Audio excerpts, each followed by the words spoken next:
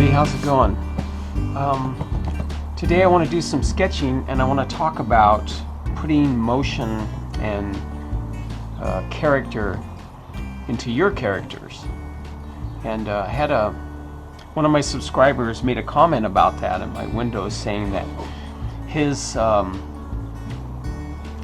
and his characters were kind of flat, I guess. I think that's how he described it, and that mine had so much energy or life to them. So they're mostly Disney principles when you want to add appeal and character to your artwork. So if you check out the Walter Foster books, like Preston Blair, they have Walter Foster books on animation. He talks a lot about that. And also The Illusion of Life, the Disney book, which is really great. I've read that a few times and used that for all kinds of reference. But I usually do some type of line to indicate the motion, of the character. Like I think I'll do a rabbit here reacting to something over here, and he's looking up. So the motion of his face here, and you just kind of like try to be more free with your lines instead of so tight and rigid. So here we've got the character and instead of making everything like perfect shape and then perfect shape, you sort of you get away from this kind of thing, and it's just more flowing. Like this is going to be the center line of the other ear, and I'm not going to try and match this ear. You want to match it somewhat in size, but it's a little bit farther away, so it can be a little bit smaller, but it's still on the same motion line. And then you can come down here and sort of flesh out the character like this. And then you have your overlapping lines, like the ears here. They're going to overlap into the head of the rabbit. But then on this side, it's behind, so you're going to overlap this. Now naturally I went like that, that's what I usually do, but you can kind of bring it up like that, and you want that to sort of follow the motion too. And then the eyes, same thing. They're all a part of that motion line,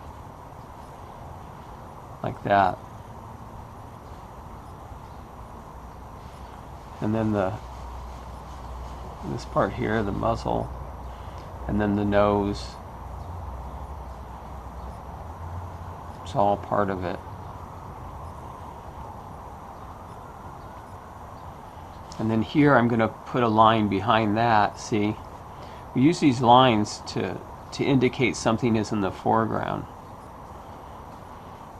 And then the mouth. See this line here, this guiding line, helps you keep on track.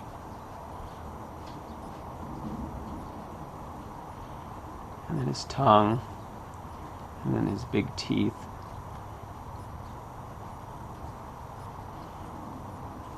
But you see how everything stays on the line, But yeah, really check out Walter Foster, the Walter Foster books, the one about animation.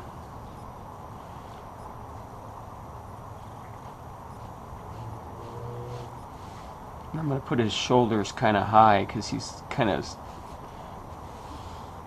scrunching down. And these will be his hands.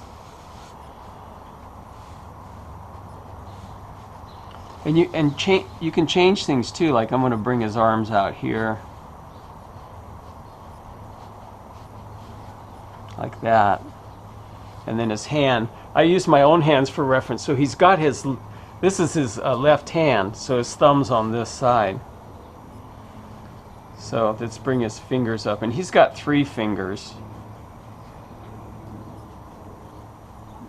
A lot of times I'll do that. I'll make 3 fingers instead of 4. And then the palm of his hand. This is a little like he's got gloves on. So his hand's like that, and then his thumb comes out like so. Because his hand is facing this way. I should have set up the other camera. Then over here on this side, his thumb's on like that. And then I got his fingers kind of bent back. And this hand's a little smaller because it's farther away. And I know I do this so quickly, it's just because it's what I do. I've been doing it so long. This one I'm going to bring out that way too. So he's like, whoa, no! No, I don't want that.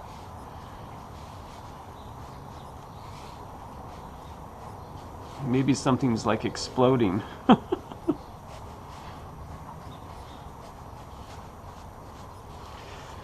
But you see how it creates motion. And then you can use these motion lines too, like on the windows. But this would be good for like a, you know, Easter surprise sale or something. So his head's in front of this shoulder, but this shoulder's in front of the head. So it's really about just building things and having a motion line.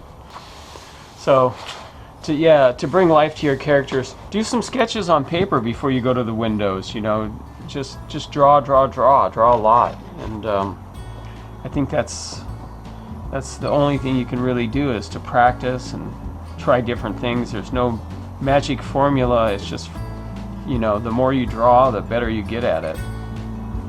But yeah, check out those books too, the Walter Foster animation books and the Disney's Illusion of Life, and just check them out and just copy people, copy a lot of artists too.